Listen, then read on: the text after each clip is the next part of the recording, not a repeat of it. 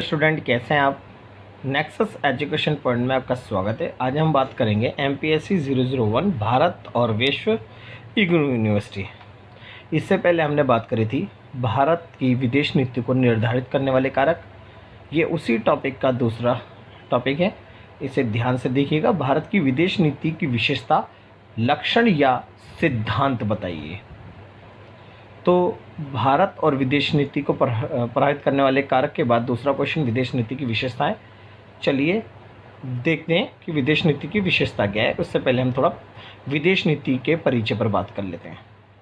जब एक देश अन्य देशों से संबंध बनाने या व्यवहार करने के लिए जो नीति अपनाई जाती है उसे विदेश नीति कहते हैं। तो बच्चों, विदेश नीति होती क्या है? साधारण शब्दों में मैं बताऊं कि विश्व के अंतर्गत आपको पता है अनेकों देश है। सभी देश यानी प्रत्येक देश की अपनी एक विदेश नीति होती है। विदेश नीति होती क्या है? विदेश नीति का मतलब होता है जब कोई देश विश्व के अन्य देशों से संबंध बनाने के लिए जो नीति अपनाता है उसे हम विदेश नीति कहते हैं। और विदेश नीति के माध्यम से ही प्रत्येक देश अपने संबंधों को निर्धारित करता है और प्रत्येक देश की विदेश नीति उस देश के सिद्धांतों पर आधारित होती है। जिस देश की जैसी विचारधारा होती है उसी विचारधारा के अनुकूल अपनी विदेश नीति निर्धारित करता है। तो आज वर्तमान में विदेश नीति एक महत्वपूर्ण आधारशिला है और देश के विकास और विवादों के शांतिपूर्ण समाधान के लिए विदेश नीति आवश्यक होती है। तो वर्तमान परिस्थितियों में प्रत्येक देश के लिए विदेश नीति का महत्व और भी बढ़ गया है। कोई भी देश अपनी सुरक्षा की मजबूती, आर्थिक हितों को बढ़ावा देने और अन्य देशों से मित्रतापूर्ण संबंध बनाने के लिए विदेश नीति का निर्माण करता है। तो आज मैं वर्तमान परिस्थितियों की अगर मैं बात करूं तो विदेश नीति जो है आज बहुत ही महत्वपूर्ण हो गई है और देश अपनी सुरक्षा की मजबूती और आर्थिक विकास को बढ़ावा देने के लिए और मित्रतापूर्ण संबंध बनाने के लिए विदेश नीति का निर्माण करता है। विदेश नीति का प्रभाव अंतर्राष्ट्रीय राजनीति पर भी पड़ता है, क्योंकि विदेश नीति से विश्व के सारे देश एक दूसरे के निकट आते हैं, जिससे आने वाले युद्धों की संभावना समाप्त होती है। तो विदेश नीति जो है प्रत्येक देश की एक आधारशिला होती है। आधुनिक युग में भूमंडलीकरण को बढ़ावा दिया गया है, ऐसे में वही देश अपना प्रभाव स्थापित कर सकता है। तो आज मैं बात करूं कि विश्व राजनीति में भूमंडलीकरण का दौर स्टार्ट हो चुका है। तो भूमंडलीकरण में प्रत्येक देश एक दूसरे देशों में अपने व्यापार को बढ़ावा देने और प्रत्येक देशों को दूसरे देश की टेक्नोलॉजी अर्जित करने के लिए उससे अपनी नीति को बढ़ाता है और अपनी नीति वर्तमान परिस्थितियों के अनुरूप बनाता है। देश के विकास और प्रभाव की वृद्धि में भी विदेश नीति महत्वपूर्ण होती है। विदेश नीति किन चीज़ों के लिए आवश्यक होती है, यानी विदेश नीति की आवश्यकता क्यों पड़ती है? पहली, विदेश नीति की आवश्यकता विश्व में शांति व्यवस्था की स्थापना के लिए पड़ती है, क्योंकि विदेश नीति के माध्यम से जब विश्व के विभिन्न देश जब अपने संबंधों को अच्छे कर लेते हैं, मधुर संबंध बना लेते हैं, तो उनमें जो विवाद होता है वो समाप्त हो जाता है। तो आने वाला युद्ध भी टल जाता है और विश्व में शांति व्यवस्था स्थापित होती है। दूसरा पॉइंट है आपसी सहयोग को बढ़ावा देने के लिए विदेश नीति। तो विदेश नीति, जब कोई देश अगर दूसरे से संबंध बना रहा है तो वो आपसी सहयोग को बढ़ावा देने के लिए बना रहा है विदेश नीति। इसलिए विदेश नीति आज वर्तमान में बहुत ही ज़्यादा आवश्यक हो गई है। आपसी विवादों का शांतिपूर्ण समाधान करने के लिए, तो आज आपसी विवादों का जो समाधान है शांतिपूर्ण तरीके से करने के लिए विदेश नीति आवश्यक है। आर्थिक विकास व सहयोग के लिए भी विदेश नीति आवश्यक है, क्योंकि विदेश नीति के माध्यम से एक दूसरे देश आर्थिक विकास को बढ़ावा देते हैं और तकनीक आदान प्रदान के लिए भी विदेश नीति आवश्यक है। तो ये हमारी विदेश नीति के कुछ आवश्यकता थी। अब बात करते हैं विदेश नीति के प्रमुख सिद्धांत, विशेषता और लक्षण के बारे में। अब बात करेंगे विदेश नीति के मूल सिद्धांत या विशेषताओं के बारे में।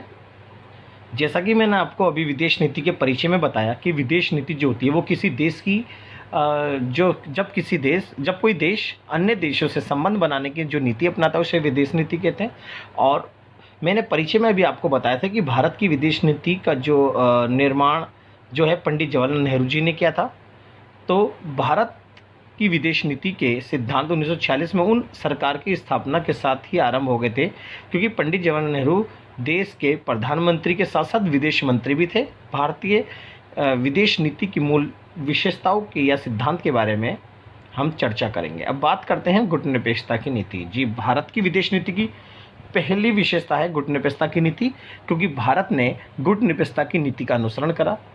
जब शीत युद्ध काल के दौरान भारत ने 1961 में दोनों ही गुटों से दूर रहने की नीति अपनाई थी, गुटनिरपेक्षता की नीति कहलाई।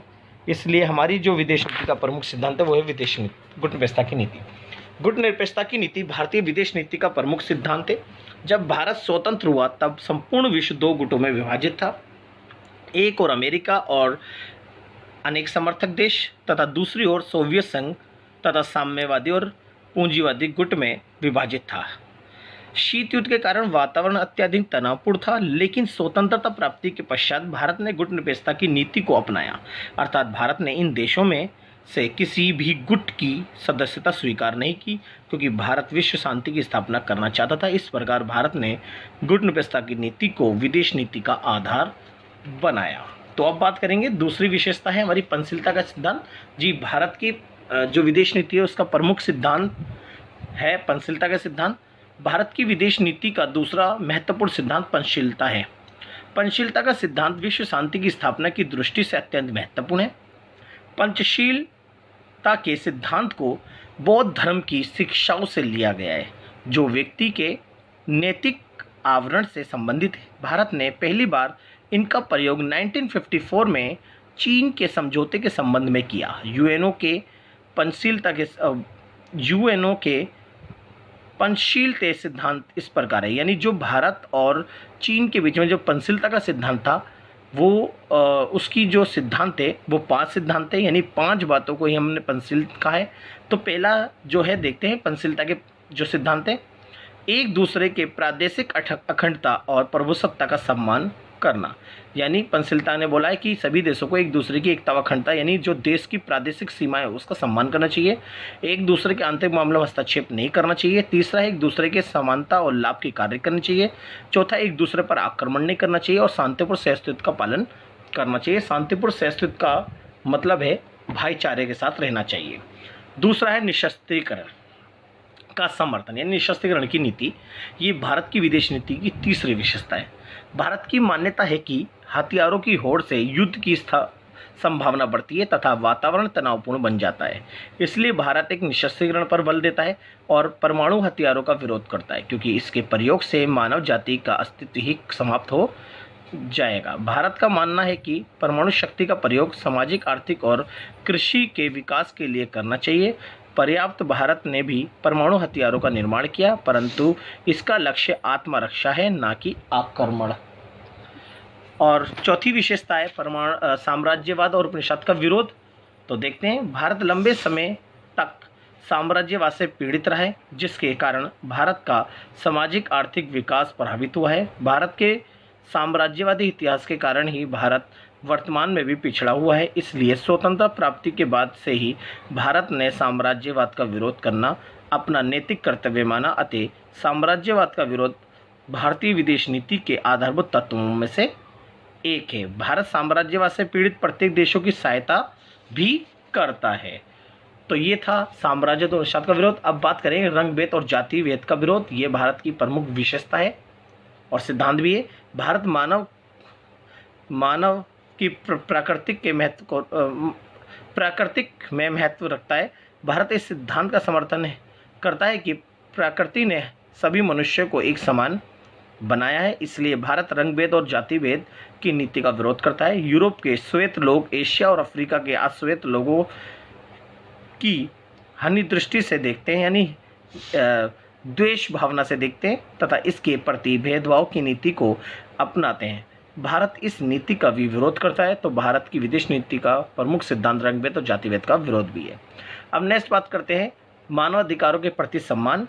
जी, भारत जो है मानवाधिकारों के प्रति सम्मान करता है।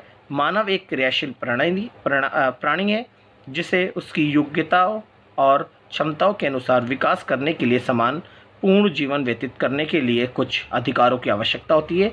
ये अधिकार ही मानव अधिकार कहलाते हैं, जिन्हें 1948 में संयुक्त राष्ट्र संघ ने घोषित किया। भारत सभी मानव अधिकारों का सम्मान करता है।